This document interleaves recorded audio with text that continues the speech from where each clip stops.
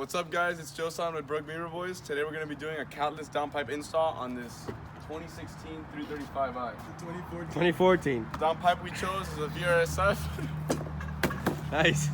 Let's just get to the install. Prepárate. Let me see you jump. Prepárate. Get ready. Alright, so we just got the car on the lift.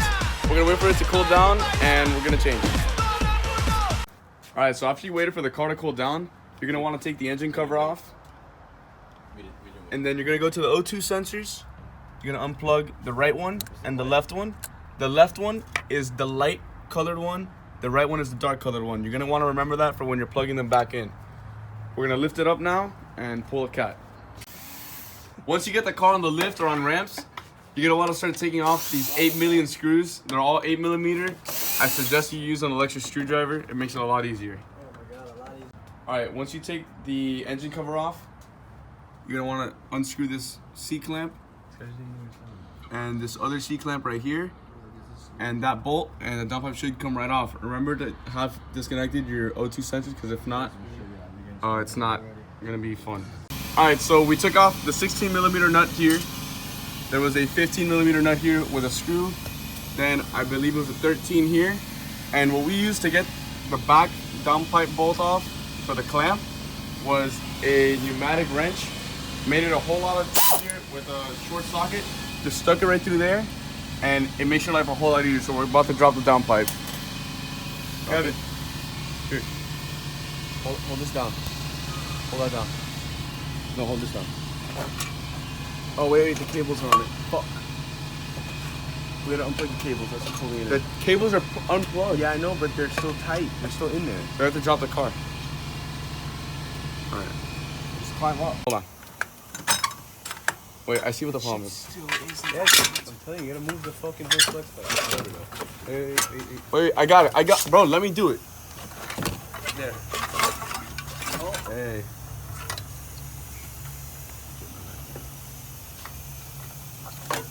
All right, we got the cat. Wait, now make sure we. No, wait. Make sure we keep the fucking cable. All right, so we got the downpipe off. There's the VRSF. Huge difference.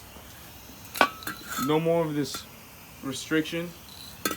Now, we laid it out like this so we knew which O2 sensor goes where. And we're going to put it back up soon. Just trying to find the O2 sensor tool. All right, so this next step is optional. We're going to start it without the downpipe. So it's going to be straight turbo back. Oh.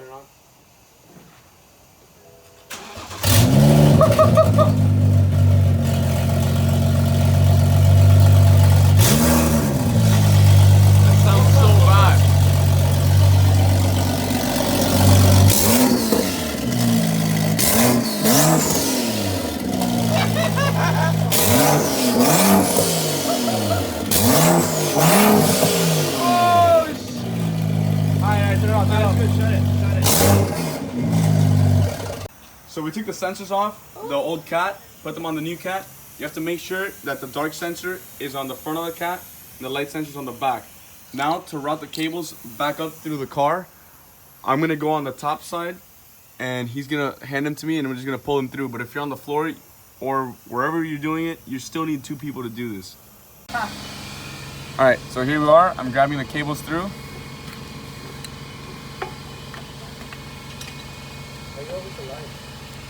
Alright, so I have the cables up here. The one with the blue tab, or with the blue inside, which is this one, goes on the left side with the matching connector. And this one goes on the right side with its matching connector.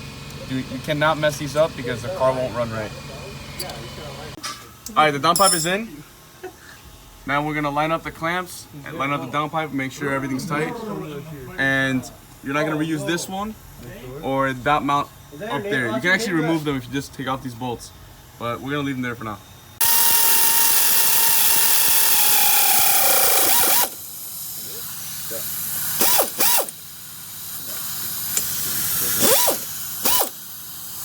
Alright, you're good. Oh! Alright, so that one's in. Grab that socket right there. One more. putting the engine cover back on, and we're gonna start it up. So top clamp is tightened, bottom clamp is tightened.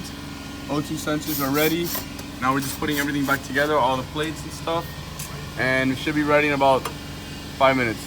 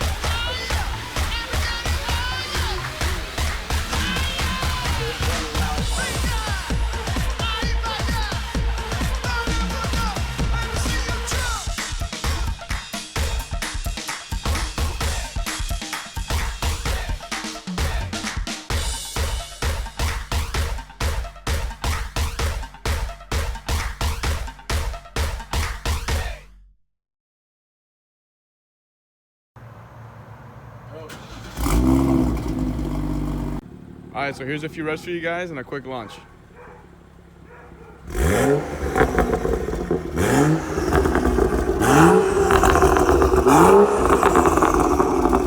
Definitely hear the spools a lot better.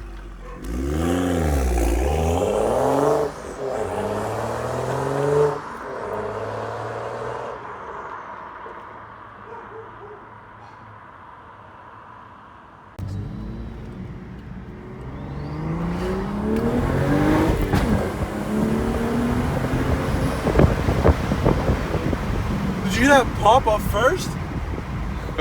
When I shifted? Holy fuck! God damn, should I turn around? Definitely has a little bit more low in torque now. Should I turn around? Dude, it's so loud. I know. Yeah, just turn around. Bro, but was that a good shift or was that a shitty shift? It's not right. That was decent. Well, I felt that shit. Oh yeah, you're gonna feel it. Just stick. Oh yeah.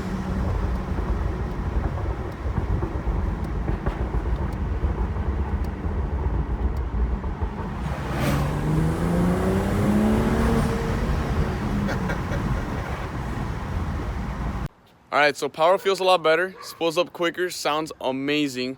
So make sure you like, comment, and subscribe, and stay tuned for more videos featuring my 335i and why I'm pulling the engine out.